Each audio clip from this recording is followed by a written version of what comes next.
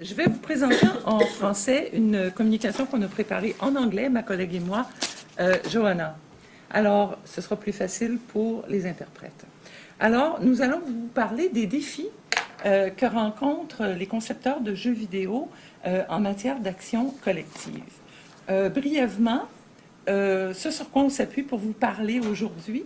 Alors, 3 sondages internationaux en ligne menés en collaboration avec l'International Game Developer Association, qui nous donne une perspective d'une quinzaine d'années en données quantitatives et des entrevues en profondeur, en fait 2 rondes, une ronde en 2008 au Québec seulement et une ronde en 2013-14, une centaine de concepteurs dans les 3 principaux centres du Canada, alors en matière de jeux vidéo. Alors, ce sont des travailleurs, on va y aller très brièvement, qui sont indéniablement des travailleurs du savoir, qui sont très scolarisés. Entendons-nous là-dessus, si jamais il y a des gens ici qui ne connaissent pas beaucoup ce milieu-là. Alors, contrairement à la sagesse populaire, ce sont des gens qui veulent vraiment beaucoup se syndiquer, parce qu'il y a un préjugé selon lequel ils n'en veulent pas. Ce n'est pas, en tout cas, ce qu'ils nous ont dit. Alors, dans le dernier sondage, en 2014 en particulier, ils étaient 64% à soutenir une forme sectorielle d'organisation et ils étaient la moitié à soutenir une forme de syndicalisation par entreprise, la forme la plus traditionnelle. Donc, il y a 16 points de pourcentage de plus en faveur de l'organisation sectorielle. Ils ont plusieurs problèmes en emploi dont on ne va pas vous parler aujourd'hui. Mais on en a parlé ailleurs. Alors, ça suggère qu'il y a à peu près 2 tiers d'entre eux qui souffrent d'un problème de représentation, dont les intérêts ne sont pas représentés. Game Workers Unite, ce n'est pas un syndicat comme tel, c'est une organisation qui donne des services et qui soutient ceux qui veulent prendre des initiatives pour syndiquer les employés.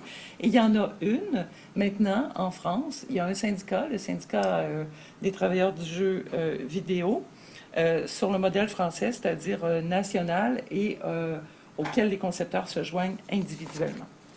Alors, quels sont les principaux défis qu'on rencontre quand on veut syndiquer des travailleurs du jeu vidéo?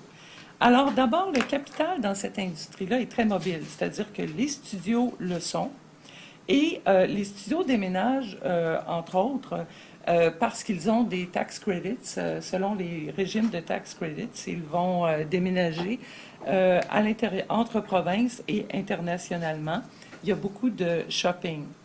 Alors, c'est une production qui est facile à déménager et, par conséquent, les travailleurs craignent, avec raison, une fermeture d'entreprise au moment où il y aurait une campagne de syndicalisation. Alors, ensuite, les travailleurs eux-mêmes sont aussi très, très, très mobiles. Et donc, c'est un travail qui est organisé par projet. Ils déménagent souvent d'un studio à l'autre et donc, ils peuvent se demander quel est leur intérêt à participer à une campagne d'organisation et à une négociation qui est très onéreuse, alors qu'ils ne bénéficieront pas des avantages parce qu'ils seront déjà partis dans un autre studio. Le deuxième défi, c'est que c'est une industrie qui a un pool de studios d'envergure très, très variée, de taille variée et de modes de financement très, très variés. Les third party, les second party, ceux qui sont assimilés à un publisher et ceux qui ne le sont pas, et les petits indies qui sont indépendants. Alors, il y a une très grande variété de capacités de payer par conséquent. Ensuite, c'est un secteur où on valorise beaucoup le mérite et on valorise le fait que la contribution réelle d'un concepteur au jeu se reflète dans sa rémunération et c'est un milieu dans lequel il y a des stars.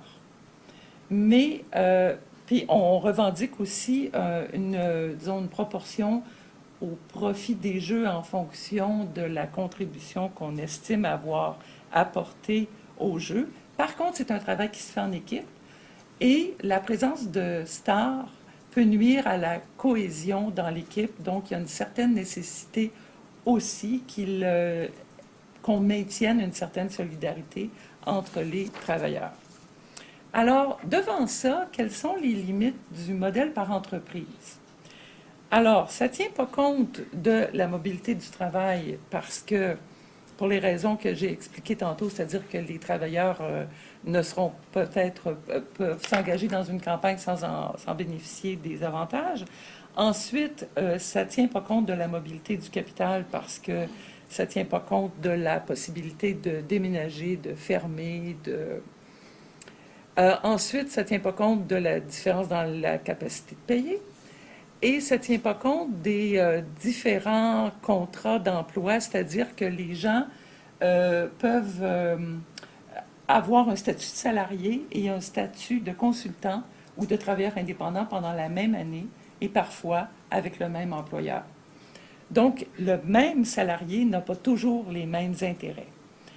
Alors, c'est un système, c'est-à-dire qu'il faut un système qui tient compte, qui a plusieurs étages de rémunération, à la fois individuelle et par équipe, qui tient compte des bonus. C'est une rémunération qui est à deux vitesses.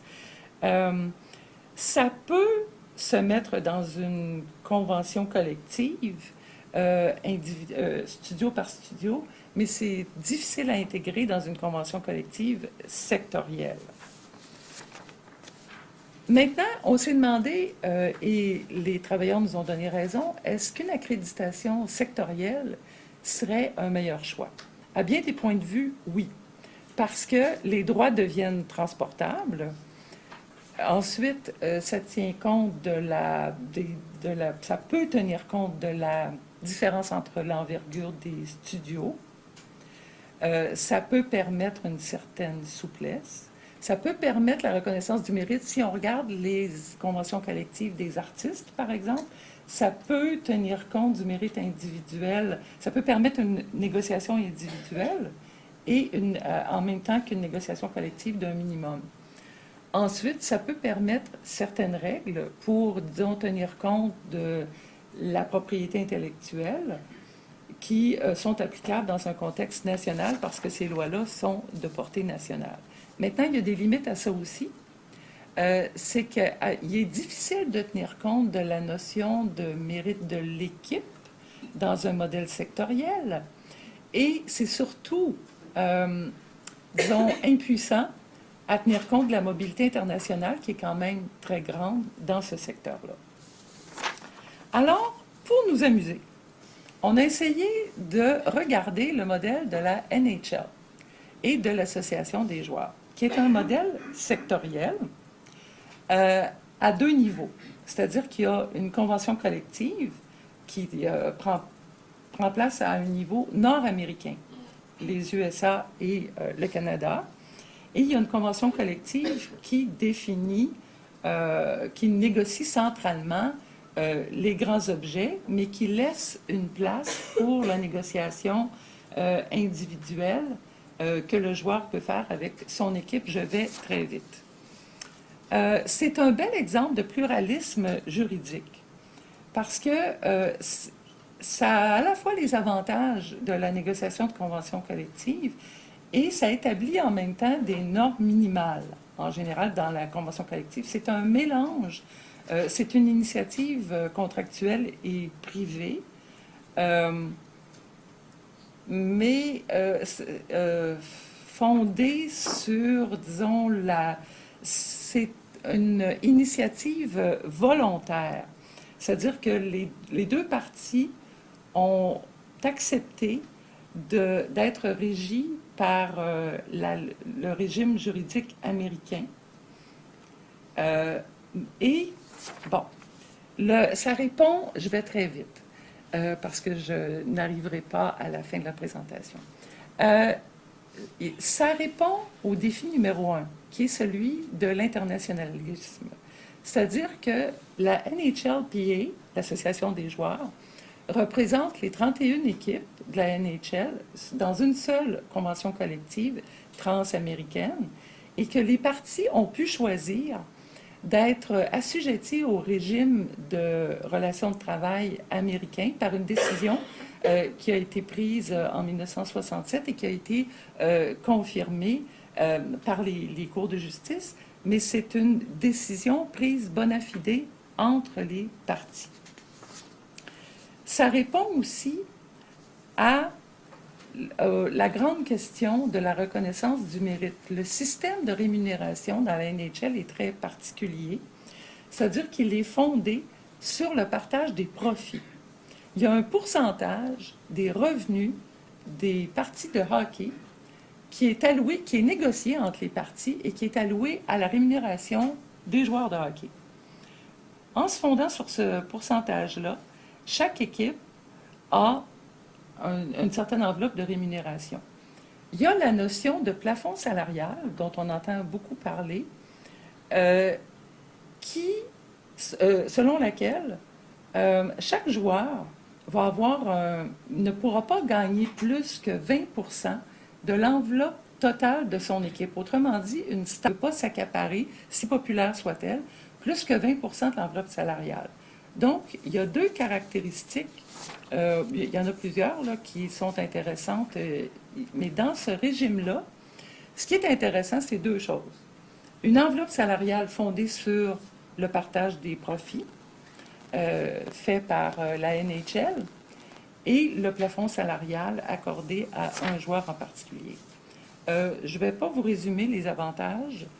Il y a des grands désavantages à ce modèle-là. Parce que ce n'est pas vraiment une solution miracle et c'est décevant. On vous a présenté les deux modèles traditionnels, on vous présente celui-là. Ce n'est malheureusement pas une solution idéale parce que ça ne répond pas d'abord au grand obstacle du fait que les studios sont très variés, alors que dans la NHL, toutes les équipes poursuivent le même objectif et aucune équipe ne doit dominer les autres parce que sinon, il n'y aurait plus de compétition entre les 31 équipes. Dans l'entreprise privée, évidemment, ça ne fonctionne pas du tout comme ça. Ensuite, disons que dans l'industrie du jeu vidéo, il y a une très grande compétition entre les studios et il ne pourrait pas y avoir l'entente qu'il y a entre les équipes de la NHL pour fonctionner de la même manière. Mais le principal désavantage de ce régime-là, c'est que ça demeure restreint à l'Amérique du Nord.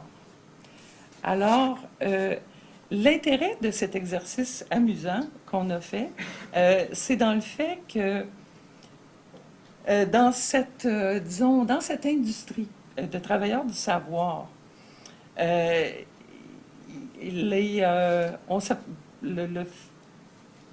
non, je me reprends. Ce genre d'industrie de travail du savoir